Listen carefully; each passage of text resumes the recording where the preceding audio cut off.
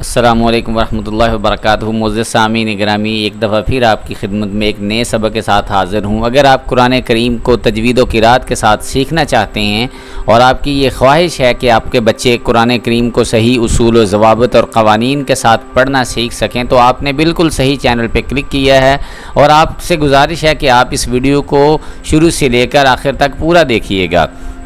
تو آئیے آج کا سبق شروع کرتے ہیں۔ شین زبر شا، شین زیر شی، شین پیش شو، شا شی شو، صاد زبر سو، صاد زیر سوی، صاد پیش سو، سو سوی سو۔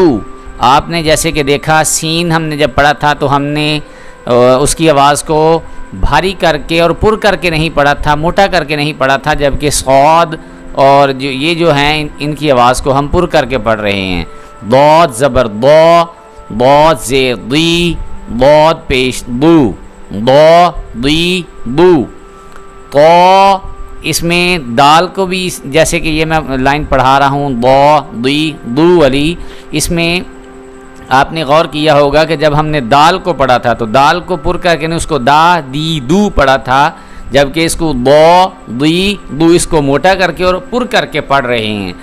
طا طی طو، طا زبر طا، طا زیر طی، طا پیش طو، طا طی طو۔ اس کے ساتھ بھی اگر آپ موازنہ کریں تا کا تو ہم نے اس کو تا تی تو پڑھا تھا، جب اس کو طا طی طو کر کے پڑھ رہے ہیں۔ ضا زبر ضا، ضا زیر ضی، ضا پیش ضو، ضا ضی ضو۔ اس کے ساتھ بھی اسی طرح ہی ہم نے ذال کا اگر موازنہ کریں تو ہم نے پڑھا تھا ذا ذی ذو، اور جبکہ اس کو ضا ضی ضو پڑھ رہے ہیں۔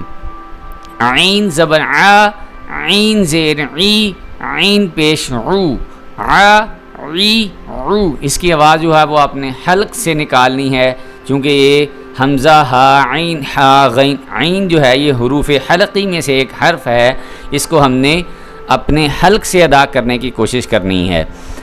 غین زبر غا، غین زیر غی، غین پیش غو، غا غی غو۔ فا زبر فا، فا زیر فی، فا پیش فو، فا فی فو۔ معزز سامعین گرامی، یہ جو اسباق ہیں یہ بڑی محنت کے ساتھ آپ حضرات کے لیے تیار کیے جاتے ہیں، اس لیے آپ سے گزارش ہے کہ آپ بھی اسی محنت کے ساتھ ان اسباق کو یاد کریں اور اپنے بچوں کو بھی یاد کروائیں۔ اگر آپ خود قرآن کریم کو تجوید و قرات کے ساتھ اور اصول و ضوابط کے ساتھ، قوانین کے ساتھ پڑھنا سیکھنا چاہتے ہیں تو آپ بھی ویڈیوز کو پورا دیکھا کریں۔ اور اس کے بعد آپ سے یہ گزارش ہے کہ اپنی جو رائے ہے وہ کمنٹس میں ضرور ہمیں بتایا کریں، تاکہ ہم آپ کی بہتری کے لیے جو ہمارے اسباق ہیں ان کو مزید بہتر کر سکیں، اور جیسے آپ کو آسان لگتا ہے ایسے آپ کو پڑھایا جا سکے۔ اس کے ساتھ ہی مجھے اجازت دیجیے، انشاءاللہ ایک نئے سبق کے ساتھ آپ کی خدمت میں دوبارہ حاضر ہوں گے۔ اپنا بہت زیادہ خیال رکھیے گا۔ السلام علیکم ورحمۃ اللہ۔